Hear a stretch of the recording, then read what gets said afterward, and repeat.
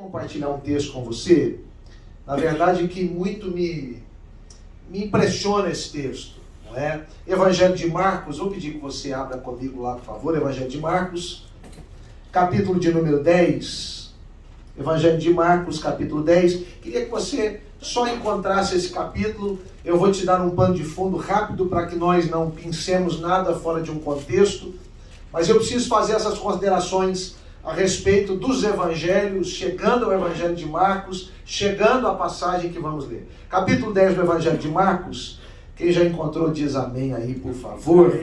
Glória a Deus. Muito bem, olha aqui um pouquinho. Você sabe que os 4 evangelhos, eles têm descrições diferentes. Pelo menos os 3 primeiros, Mateus, Marcos e Lucas, nós os chamamos de evangelhos sinóticos, ou seja, aqueles do mesmo tipo, aqueles que são destinados a um grupo diferente de pessoas, mas com a mesma intencionalidade. O Evangelho de João é um livro à parte. João não trabalha nenhum aspecto de Jesus dentro da sua humanidade. Mas o Evangelho de João traz Jesus como o Filho de Deus, o próprio Deus.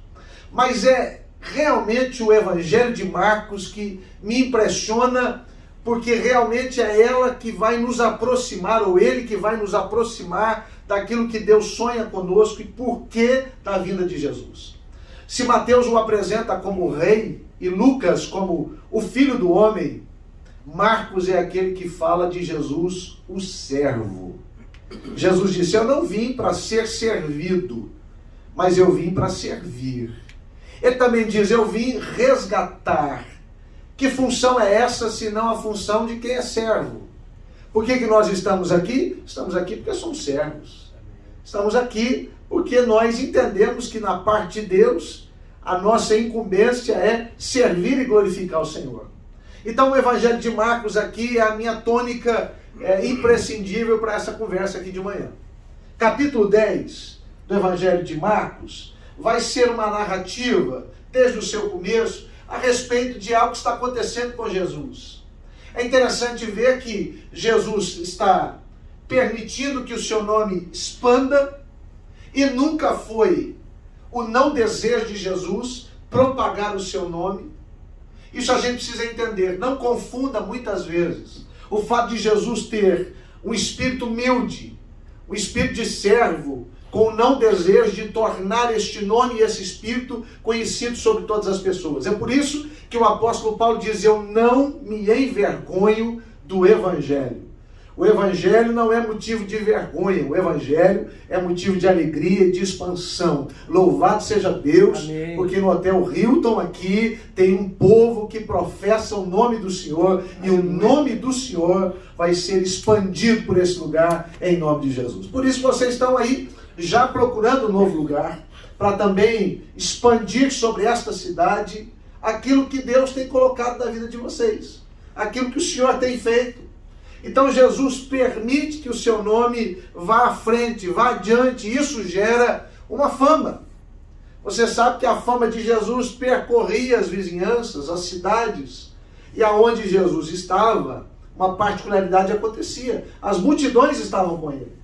As multidões afloravam de todos os lugares. Que coisa maravilhosa quando a presença de Jesus, escute isso aqui por favor, quando a presença de Jesus é evidente e evidenciada, você não precisa fazer força. A multidão aflora para onde Jesus está. Porque ninguém, escute, ninguém tem o que Jesus tem. Ninguém tem o que Jesus tem. Nós só estamos aqui hoje porque Jesus tem algo que ninguém mais tem. Amém. Ele nos amou, Ele nos salvou, Ele nos comprou, Ele nos deu vida, Ele nos deu graça, Ele nos deu esperança, e Ele breve voltará para nos buscar. Amém. Nada é maior do que o nome de Jesus. Amém. Jesus então agora participa desse momento, chamado de um momento de fama, e Ele percorre, e uma das regiões favoritas é a região de Jericó. Ali naquela região, Jesus se torna alguém absolutamente conhecido. Parece-me que uma associação do Antigo Testamento à presença de Jesus se fundem. Se no tempo de Josué, qual a raiz significa Jesus, as muralhas caem, Jesus entra naquele cenário agora em Jericó para também derrubar outras muralhas. Não só aquelas físicas que caíram no Antigo Testamento, mas especialmente as muralhas espirituais, emocionais, qualquer vínculo, qualquer cadeia. Quando Jesus chega, as muralhas caem. Aleluia! Essa manhã ele está aqui e muralhas vão cair em nome de Jesus. Muito bem. Ele chega para esse momento, ele vive esse tempo especial da sua fama, mas ele transforma a fama em milagres. A grande diferença entre Jesus e qualquer outro ser humano é que o ser humano usa a fama em benefício próprio. Jesus transforma a fama em milagres. A presença dele aqui hoje é uma presença geradora de milagres. Eu queria pedir que você falasse isso para quem está pertinho de você. Fala para ele assim: Jesus vai gerar milagres na sua vida hoje de manhã, em nome de Jesus. Olha que coisa maravilhosa. Isso aqui é um negócio interessantíssimo, porque Jesus aqui encontra quem quer ser encontrado. Ele fala com quem quer conversa. Ele toca quem quer ser tocado. Porque o Evangelho é isso. O Evangelho não é só o trabalho de Deus em relação ao homem e à mulher. Mas o Evangelho também é a doação de Deus e a resposta do homem. Então ele encontra quem quer ser encontrado. Tem gente que quer ser encontrada aqui hoje de manhã pelo Senhor. Ele fala com quem quer conversa. E ele toca quem quer e quem precisa ser tocado. No caminho de Jesus há esse tipo de coisa. Se você ler todos os evangelhos, os 4 evangelhos, você vai ver que os encontros de Jesus partem da presença daquele que vai ao encontro, mas também da necessidade daquele que precisa de um encontro. Então isso é interessante, ele vai e encontra quem quer ser encontrado. Ele está sempre procurando gente que quer ser encontrado. Nós chegamos aqui hoje para uma clara evidência, para um claro discurso para o Senhor e para o seu Espírito, de que nós queremos ser encontrados aqui hoje. Porque senão nós estaríamos em qualquer outro lugar. Mas nós decidimos chegar aqui porque nós entendemos e queremos ser encontrados por aquele que tem poder para salvar, mudar, libertar e abençoar a nossa vida hoje. Amém. Que coisa maravilhosa. Então, dentro desses encontros, o verso de número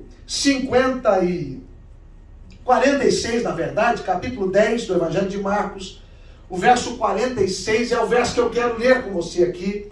Na verdade, pelo menos 2 versículos aqui, o verso 46, os versos também de número 47, eu quero ler com você, apenas para você entender que encontro é esse. Diz assim a palavra do Senhor: então chegaram a Jericó, quando Jesus e seus discípulos saíam da cidade, uma grande multidão o seguia, e um cego mendigo, chamado Bartimeu, filho de Timeu, estava sentado à beira do caminho. Quando Bartimeu soube que Jesus de Nazaré estava perto, começou a gritar: Jesus, filho de Davi, tem misericórdia de mim. Amém. Eu acho uma das expressões mais extraordinárias de alguém em relação ao Senhor é clamar pelo socorro.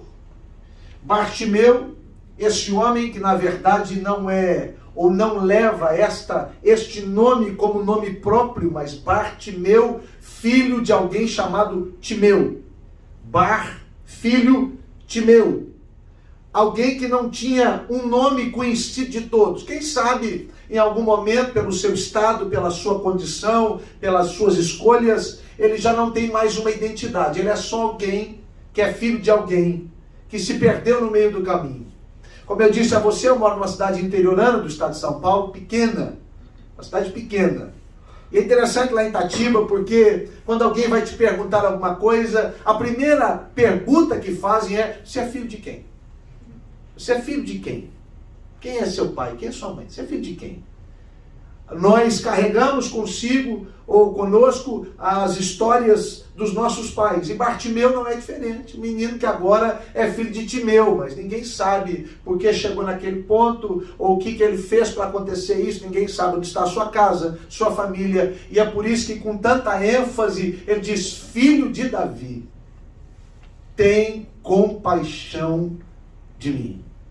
Por que será que ele usa essa expressão, filho de Davi?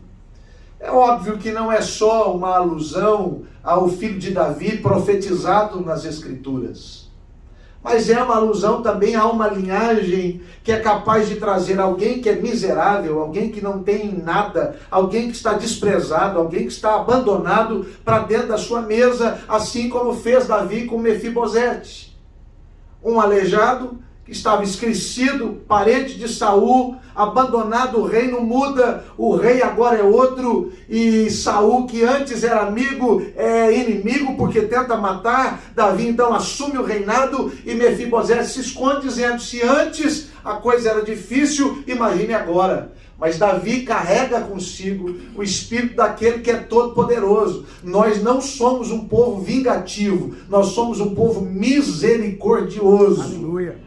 Ele traz Mefibosete para dentro da mesa. E quem sabe Bartimeu agora, esse moço, filho de Timeu, lembra-se, tem uma história na linhagem de Davi. Tem uma história de misericórdia e de compaixão. Hoje, se nós clamarmos a história da compaixão, a história da esperança e a história da graça que repousa sobre Jesus, vai despertar os olhos, as mãos, as pernas, o mover deste Senhor em nosso favor. Por isso Bartimeu diz: filho de Davi, tem compaixão de mim. Amém. Eu não sei quanto a você, mas isso me impressiona demais. Eu fico absolutamente extasiado de ver esses detalhes e essa conjunção, esse poder de atração que Jesus tem para aqueles que são necessitados. Aquele poder de Jesus de atrair as ovelhas perdidas, como ele mesmo diz. Aquele poder de reconstruir o que está destruído, de colocar de pé aquilo que está derrubado, de restaurar aquilo que está queimado. Que coisa maravilhosa saber que aonde nós estivermos, e em qualquer situação que estivermos, nós podemos clamar a Jesus e Ele vem em nosso favor, porque Ele é a resposta para tudo aquilo que a gente precisa, para tudo aquilo que a gente necessita, em nome de Jesus. Que coisa maravilhosa. Bartimeu então grita. Você sabe bem da história, eu quero ganhar um tempo aqui, você já conhece. Jesus então escuta o grito, a multidão tenta impedir Bartimeu, porque é assim que nós vivemos a nossa vida é uma constante luta em entender que nós não podemos ser parados por aqueles que querem nos impedir de chegar até Jesus. Você pode chamar essa multidão de qualquer coisa. Você pode chamar de problemas econômicos, emocionais, familiares. Você pode encontrar várias coisas que de repente querem deter você no meio do caminho. Mas nada disso pode parar um homem e uma mulher de convicção. Um homem e uma mulher que sabe que quando romper aquela barreira da multidão, vai encontrar da parte de Deus auxílio e socorro para a sua vida. Bartimeu então não para diante disso. A multidão quer calá-lo, mas ele grita cada vez mais alto: filho de Davi, tem compaixão de mim. Até que essa voz chega aos ouvidos de quem quer chegar, de quem precisa chegar. Eu abro um parênteses aqui para declarar uma palavra sobre a sua vida. Aquilo que você está clamando, aquilo que você está orando, aquilo que você está pedindo, vai chegar aos ouvidos daquele que realmente precisa escutar a sua voz. Aleluia. Aquilo que você hoje precisa, você não está jogando palavras ao vento, mas o Senhor vai recebê-las. E quando o Senhor ouvir a sua voz, Ele vai mandar chamar você para fazer aquilo que tanto você sonha, tanto aquilo que você necessita, e aquilo que só Ele tem poder. Amém ou não? Amém. Glória a Deus. Essa é a nossa grande certeza. Bartimeu então agora recebe uma notícia abençoada. O mestre chama aquele a quem ele clama, e havia impedimentos para que a sua voz chegasse, ela chega. E Jesus então o chama, o recolhe para si, diga: vai chamar este homem. Me impressiona o fato de que Bartimeu então agora, um cego, com um agravante. Ele não é só cego, ele é cego mendigo. Ele não é só alguém que não vê, ele é alguém agora que é excluído. Ele é alguém agora que é abandonado, ele não tem condições próprias de fazer nada. O texto diz que esse homem então joga de si a capa. A capa era o lugar onde ele estendia para que as pessoas jogassem o dinheiro. A capa era a sua toalha e o seu ganha-pão. o seu lugar de recolher as coisas no final e contar se aquele dia foi proveitoso ou não.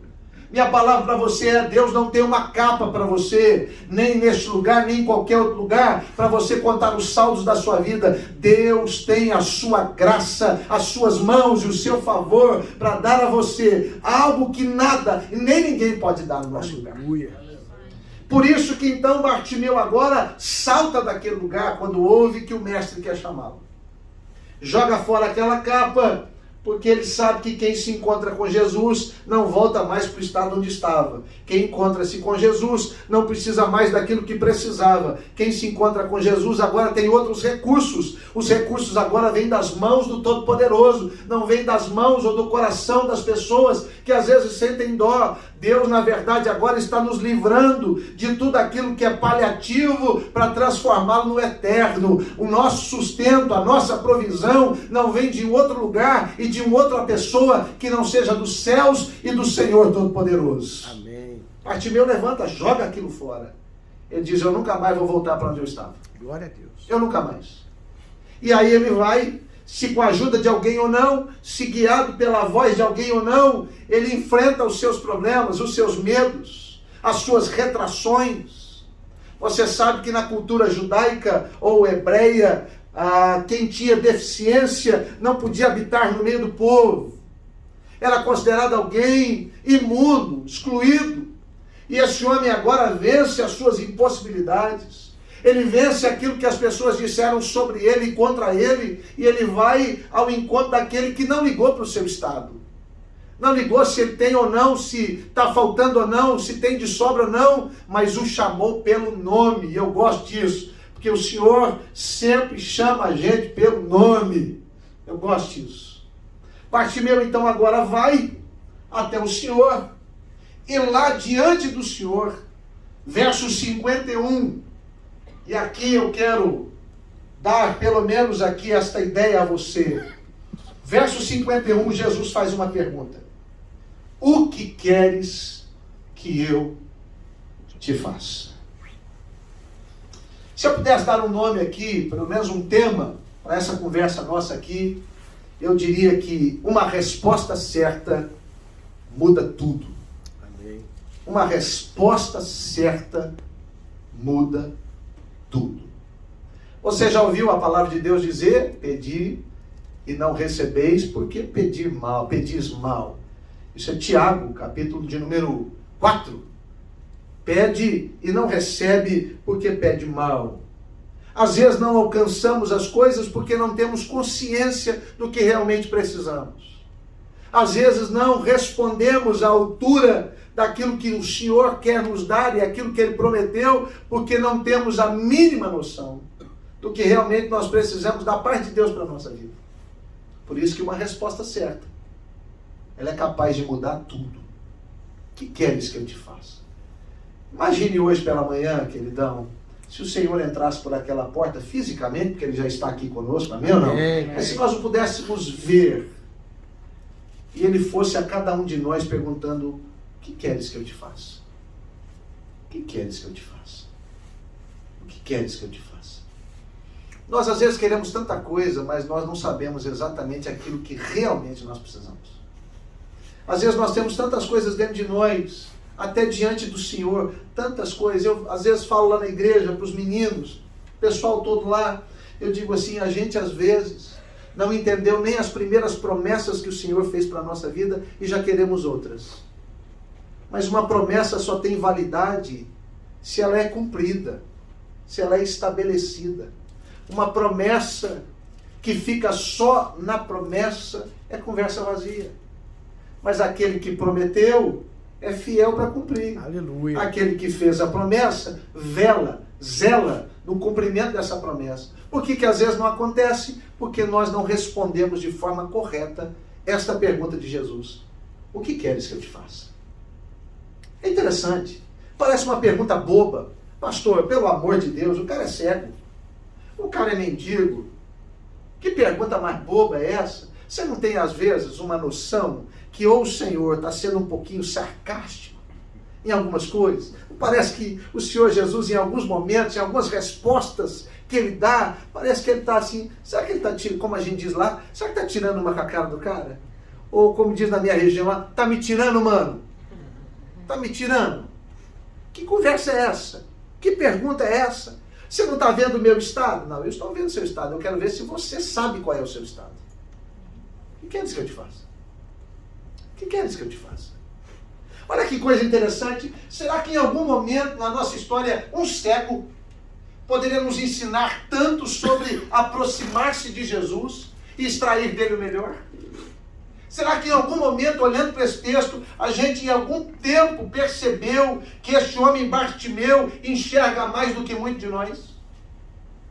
A resposta dele simples é, ele diz que eu torne a ver. A sequência, o verso 52, ele vai dizer isso, que eu torne a ver. Essa expressão é interessante. Ela é muito esclarecedora. Tornar a ver significa que em algum momento, em alguma circunstância ou condição, esse homem já enxergava. Parece-me em alguns momentos conosco. Em alguns momentos enxergávamos lá no passado com os nossos próprios olhos, mas fomos cegados por eles. Nós tomamos decisões por aquilo que víamos e sofremos sanções. Não me pergunte, eu não sei. Não há uma explicação histórica se Bartimeu perdeu na infância, perdeu na adolescência, na juventude, se é algo de muito tempo ou de pouco tempo. O fato é, e a verdade é que Bartimeu disse, Senhor, eu queria voltar a ver. Eu queria recuperar aquilo que eu perdi. Mas agora, o pedido que ele faz é para alguém que não só recupera o que se perde, mas que faz tudo novo, porque Deus não põe remendo novo em pano velho, mas Ele transforma. Se tem visão hoje para nós, se antes tínhamos e perdemos, a visão que Ele tem para nós agora é muito melhor e muito maior do que a visão que nós tínhamos. Aleluia. Bartimeu então agora vai precisar experimentar isso. Ele diz que eu torne a ver. Porque há um desejo no coração desse homem, e a primeira lição que eu aprendo com ele é essa, que Bartimeu faz e ele torna esta expressão ver como a resposta certa, porque ele sabia que Jesus era capaz de gerar uma nova visão na sua vida. Quem sabe hoje aqui, meu irmão, Deus tenha nos trazido para cá para gerar em nós uma nova visão. Amém. Uma visão clara, uma visão não obscurecida pelas coisas da vida, enubriada por alguns sentimentos ou decisões da nossa vida, mas absolutamente esclarecida pela presença dele. Quando a expressão bíblica do salmista diz, lâmpada para os meus pés é a tua palavra e luz para o meu caminho, ela não está dizendo outra coisa a não ser refletir tudo que ela é nos nossos olhos. Para que não caminhemos no escuro, para que não tropecemos naquilo que não é claro, mas para que a nossa vida siga o caminho e o curso, sabendo aonde está pisando, com quem está andando e para onde está indo. Bartimeu então agora diz, olha, eu não quero mais ter a visão que eu tive antes. Essa eu cheguei até um ponto, e quem sabe pelas minhas escolhas, ou por achar que via e não via, eu cheguei aonde eu estou. Mas eu sei que se o Senhor agora tocar, se o Senhor mudar a minha visão, eu não serei mais como eu era antes. Eu não vou ser conhecido mais como filho de alguém que não tem história. Eu não vou ser mais chamado de cego mendigo, ou de imprestável, ou de qualquer um, porque se o Senhor mudar a minha história, se o Senhor mudar a minha visão, eu não vou ser mais aquele homem ou aquela mulher. Eu vou ser diferente para a glória do Senhor. Amém. Isso é Bartimeu. Um cego que ensina tanto para a gente. Todos nós, escute isso aqui, querido, com todo carinho, todos nós, todos os dias, deveríamos orar dizendo, Senhor, abre a minha visão. Abre a minha visão. Nós estamos em vários lugares, fazendo várias coisas, por vários motivos. Os motivos são inúmeros, mas o propósito é um só. Eu não estou pedindo para que você descubra qual é o motivo de você fazer o que faz, estar onde está.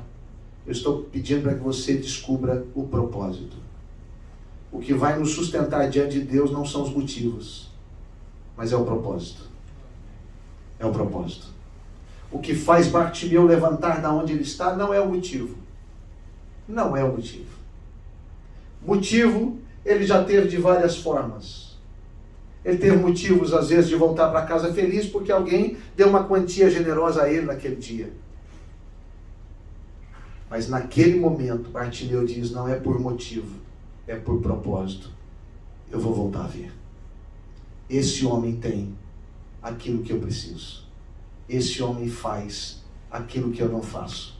Esse homem pode aquilo que eu não posso. Aleluia. Bartimeu, que eu torne a ver. Ele sabia, Jesus é capaz de me dar uma visão nova. Segunda coisa que eu aprendo, por que a resposta de enxergar, ou dele dar essa resposta que eu torne a ver, é a melhor resposta, ou é a certa, porque ele confiava que o que ele via a partir de Jesus. Guarde isso aqui, por favor. Isso aqui é forte demais, isso aqui é maravilhoso. Aquilo que Bartimeu agora vai ver a partir de Jesus é muito maior e muito melhor do que aquilo que ele viu sem Jesus. Estou declarando sobre a sua vida. O que você verá, o que você experimentará em Cristo é muito maior do que você já viveu até hoje. Glória a Deus. Não tem nada que se compare. Está me entendendo ou não? Em nome de Jesus. Não há nada do que se compare. Bartimeu sabia o seguinte, peraí, a partir desse encontro, a minha vida não vai ser mais a mesma. Aliás, eu não vou ter nem sombras mais do que foi.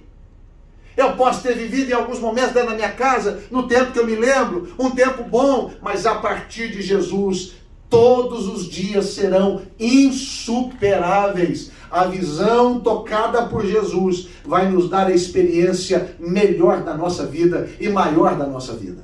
Amém. Eu acho isso tão precioso. Nós somos, guarde isso aqui que eu estou falando. Eu ainda quero voltar para estar com vocês algumas vezes aqui e vocês vão me cobrar sobre isso. Nós somos parte da última geração até o arrebatamento. É verdade. Guarde isso aqui. Nós somos parte da última geração que vai ver o arrebatamento. Mas pastor, por que você tem tanta certeza disso? Porque eu creio que uma das coisas que precede o avivamento, o arrebatamento, é o chamado avivamento. E o que precede o avivamento são tempos difíceis.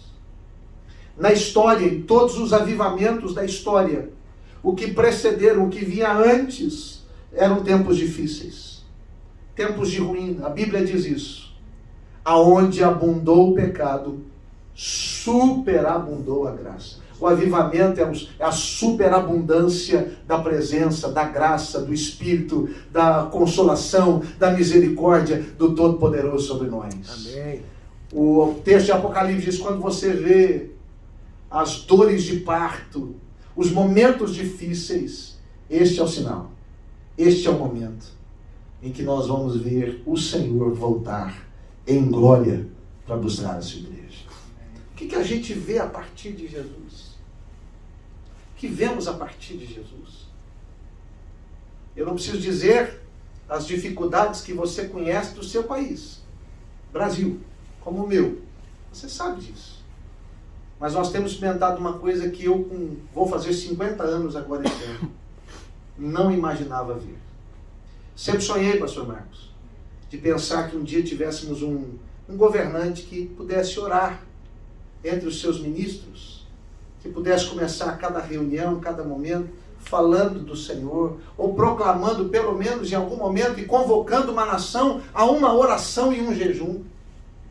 Confesso a você que passados anos, e eu participei desde a primeira eleição direta, de voto, eu consegui votar pela primeira vez. Faço parte dessa geração. É nóis, pastor. Faço parte, estou velho, faço parte.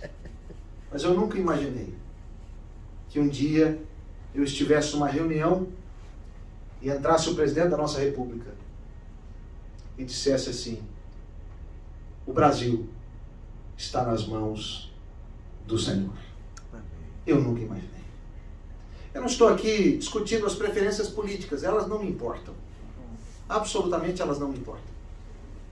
Não me importam.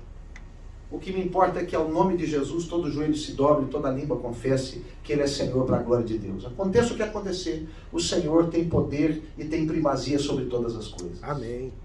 Mas o que eu quero dizer é que quando nós temos uma visão a partir de Jesus, o que vemos é muito maior do que aquilo que imaginávamos ver. Eu fico imaginando quando Bartimeu vai até Jesus, o sentimento que ele tem. Agora não são só os meus olhos que vão mudar. Algumas pessoas não entendem isso. O Evangelho não é para mudar os olhos.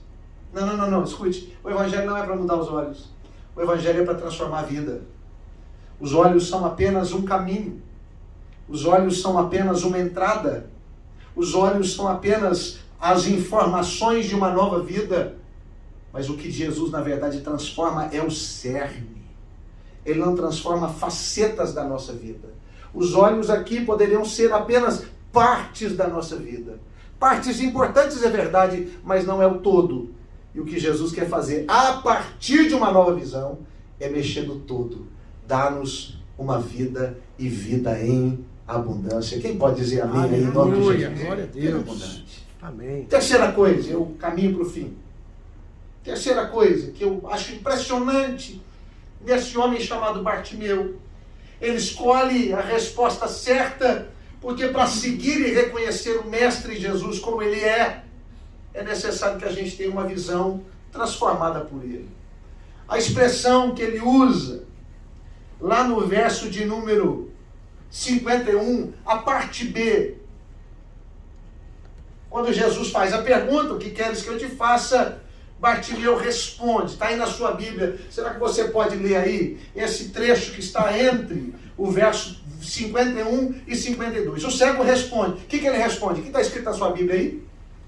Mestre, que eu torne a ver. Mestre, alguém tem alguma versão escrito Rabi? Rabi? Rabone? Mestre. Algumas versões, escute isso aqui que isso é importante, algumas versões trazem a expressão, não só nesse texto, mas em alguns outros, a expressão Rabi. Rabi, traduzido por mestre. Mas Rabi significa aquele que é entendido na lei judaica. Aquele que é entendido no Talmud, nas leis que regem a configuração político-espiritual. Não é isso que Jesus é. Ele não é alguém para tratar da religiosidade. Ele não é alguém para tratar dos nossos interesses. Ele não é mestre das coisas que nós construímos. Ele não é guardião das coisas que nós estabelecemos como regras para a nossa vida. Isso aqui é importante dizer. A expressão, talvez no original, melhor cabida aqui, é aquela que as mulheres dizem lá no túmulo, Rabone. O que é Rabone? Mestre por excelência. O servo. O que tem autoridade para ensinar, porque ele mesmo vive aquilo que ele ensina. Bartimeu agora olha para este homem e ele diz, eu preciso ter uma clareza. Para seguir alguém, você precisa saber quem você está seguindo. A minha pergunta aqui hoje, e eu termino com esta pergunta no nosso domingo aqui, pelo menos para a nossa reflexão, daqui para frente. Quem é este Jesus que nós estamos seguindo? Qual é a capacidade que nós temos de compreender e de enxergar quem Ele é? Bartimeu diz, ninguém segue se não tiver clareza de quem é aquele que ele está seguindo.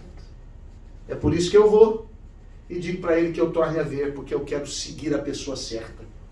Eu quero enxergar o princípio correto. Eu não quero mais tatear no escuro. Eu não quero ir atrás de quem não é. Eu não quero fiar a minha vida em quem não pode. Eu quero ter uma visão clara. Eu quero saber exatamente quem eu estou seguindo. Foi esse o convite que o Senhor nos fez. Ele nunca nos deixou obscuros em relação a quem Ele é. Em toda a Escritura, a figura de Jesus é muito bem clara, muito bem definida. Às vezes nós criamos um Jesus que não existe. E eu tenho que dizer isto. Às vezes nós hipotecamos a nossa vida por um princípio que não está nesse Jesus. Porque às vezes não temos clareza de quem é Jesus. Não temos clareza. Em alguns momentos reclamamos porque oramos ou pedimos e Ele não nos responde ou não nos dá. Porque de fato não temos clareza. Ele tem compromisso com aquilo que Ele prometeu, não com aquilo que nós inventamos. Ele tem consciência sobre aquilo que está prestes, estampado no seu caráter e na sua vida, não as coisas que nós queremos burlar. Não é assim. Por isso Bartimeu diz, eu preciso ver. Eu preciso ter clareza. Quem é esse que eu estou seguindo?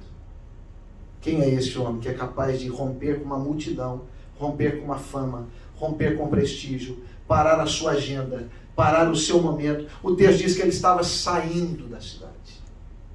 Ele não estava entrando. Ele já estava saindo. Aliás, Jericó não era o lugar da parada, era o lugar da passagem. Essa é a alusão para os dias de hoje. Às vezes nós queremos construir um evangelho que faz Jesus morar nesse templo. Esse templo é uma passagem. Nós somos forasteiros aqui. Amém. O nosso lugar não é aqui. O nosso lugar é na Jerusalém Celestial. Bartimeu então disse, eu preciso ter clareza de quem é esse mestre. Por que eu digo isso? E finalizo. De fato, pastor quando fala que vai acabar, fala umas 40 vezes, né, irmão? É um negócio sério isso aí, a gente tem que parar com esse hábito. Mas o verso 52, agora eu finalizo. Jesus disse, vai, a tua fé o curou. Deixa eu fazer uma perguntinha para você. O que você faria agora? Se Jesus chegasse para você, tocasse você e dissesse assim, beleza, pode ir, está resolvido. Para onde você iria? A quem você buscaria? Aonde você estabeleceria os últimos tempos da sua vida? Aonde? Se ele chegasse e dissesse assim, acabou, o que você precisava está aqui, agora vai que você está tranquilo. Para onde você ia? Essa é uma interessante expressão que a gente precisa analisar na pessoa de Jesus. Quando ele diz vai, na verdade ele diz vamos. Não é vai para dizer, olha, agora escolhe um caminho, eu vou para cá, você vai para lá. Mas vai no sentido de dizer, agora você sabe quem te tocou, você sabe quem moveu a sua vida, então escolha por ele. E é isso que Bartimeu faz. Ele diz, vai, a tua fé te salvou, e de repente o texto termina dizendo que Bartimeu o seguia pelo caminho. Que coisa maravilhosa. Aleluia. Este homem é a prova viva nesta ação de que ele recobrou uma visão que não era a visão antiga, mas era uma visão transformadora, renovadora, porque quem tem olhos abertos para enxergar quem é Jesus, não se afasta de Jesus, mas vai em direção a Jesus, caminha com ele, vive com ele, tem um tempo com ele para a glória dele. Aleluia. Vive esse tempo especial. Bartimeu é esse homem. E hoje, quem sabe, nós aqui temos o privilégio de ter o Senhor Jesus aqui dentro, desde o começo, antes da gente chegar, passeando nesse lugar, para perguntar para a gente, o que queres que eu te faça? O que queres que eu te faça? Que coisa maravilhosa. Que coisa boa, durante o louvor, eu aqui, imaginando que ao lado, o Senhor estava perguntando, o que queres que eu te faça, meu filho? O que queres que eu te faça? Tenho tantas coisas lá no Brasil que eu gostaria que o Senhor fizesse. Tantas coisas que eu preciso dentro da minha casa. Tantas coisas. Eu tenho 2 filhos, um de 16 anos e outro de 19 anos. Esse ano faz 20 anos.